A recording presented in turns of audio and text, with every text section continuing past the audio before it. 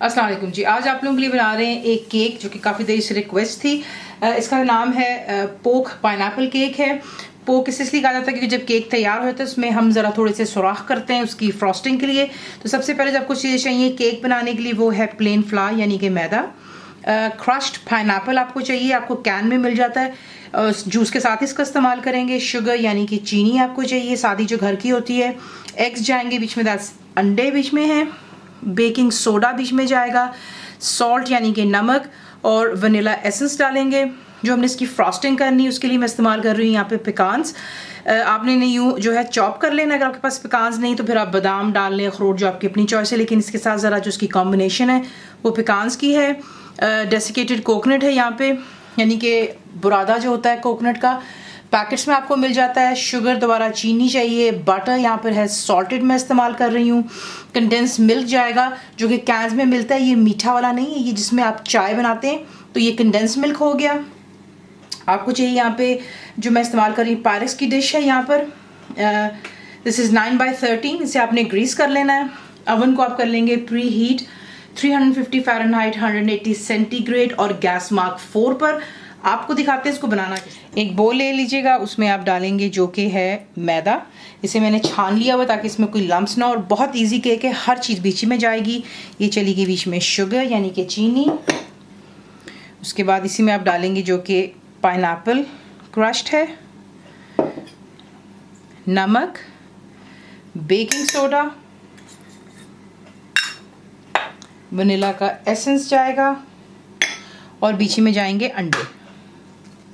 तमाम चीज़ें डालने के बाद अब आप इसको अच्छी तरह बीट करेंगे, सिर्फ इतना कि ये कम्प्लीटली जो है कंबाइन हो जाए, हर चीज़ अच्छे से मिक्स अप हो जाए। तो ये देख लें, अच्छी तरह आपने इसको बीट करना, ज़्यादा आपको टाइम नहीं इसमें लगेगा, तकरीबन 1 मिनट दे दीजिएगा। हाई स्पीड पर इसको जो है अच्छे से मिक्स कर लिया। अब जो यहाँ पे हमारे पास प्रिपेयर्ड पैन है ग्रीस्ड, इसके अंदर आप तमाम बैटर को पहले डाल लें। बैटर को डाल दिया बीच में। अब आप इसको बेक करेंगे 30 to 40 मिनट्स, यानी कि 30 से 40 मिनट के लिए, या फिर आप एक टूथपिक लेंगे और बीच में इंसर्ट करके चेक करेंगे वो ड्राई निकलता है, इसका मतलब आपका केक तैयार है। तो इसको पहले बेक हो जाने दें और फिर आपको नेक्स्ट दिखाते हैं। जब तक कि केक बेक हो रहा है हम इसकी फ्रॉस्टिंग तैयार कर लेते हैं। तो उसके लिए एक पैन लीजिएगा, उसमें आप डालेंगे जो कि है इवेपोरेटेड मिल्क, ये चला गया बीच में आप डालेंगे जो कि चीनी थी, और मक्खन डालेंगे, और इसे अच्छी तरह जो है हम पहले एक बॉयल पे लेके आएंगे हाई फ्लेम। तो ये देख लें, यहाँ पर मैंने इसको फ्लेम पर रखा हुआ है, चूल्हा यहाँ पर फिलहाल हाई पर है।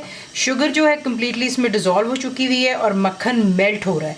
जैसे ही मक्खन मेल्ट होगा तब मैं आपको आगे दिखाऊंगी।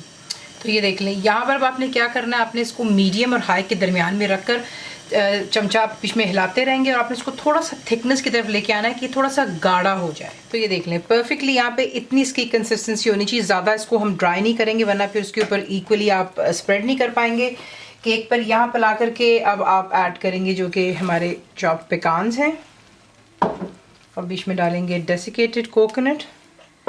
इसे मिक्स कर लेते हैं और एक साइड पर रख लेते हैं टॉपिंग के लिए। तो ये देख लें बेक हो चुका हुआ है। आपको मैं दिखा देती हूँ कि बिल्कुल कम्प्लीटली, ये देख लें नाइफ क्लियर है, इसका मतलब इट्स डन। अब आप क्या करेंगे कि आपने इसके अंदर होल्स बनानी है, तो जो थोड़ा सा इसी के से ये देखें, इसका कि आपने तमाम इस पे पहले जो है गरम केक के ऊपर ही आप होल्स बना लीजिएगा। होल्स बन गई, और यहाँ पर आपको दिखा देते हैं कि ये जो हमने मिक्सचर इसका बनाया है फ्रॉस्टिंग, ये तमाम आपने जो है केक के ऊपर डाल देनी और अच्छे से इसको स्प्रेड कर लें। अच्छे से आपने इसको स्प्रेड कर लिया। अब आपने, क्योंकि केक काफ़ी गर्म है और जो हमारी इसके ऊपर फ्रॉस्टिंग है, आपने वेट करना है, तकरीबन इसको दें 10 से 15 मिनट, ताकि अच्छी तरह 20 मिनट कम से कम दे दें, ये कि जो जितने भी इसमें केक में होल्स हैं वो कम्प्लीटली बीच में जो है हमारी फ्रॉस्टिंग चली जाएगी, और फिर इसको डिश आउट कर लेते हैं। तो ये रहा आपका केक, बच्चों को ठंडे दूध के साथ सर्व कीजिएगा। कंप्लीट रिटन रेसिपी के लिए आप जाएंगे मेरी वेबसाइट पर, विच इज़ cookWithFaiza.net पर। ज़रूर बनाइए, आपको कैसा लगा दुआ में याद रखें, and thank you for watching the video.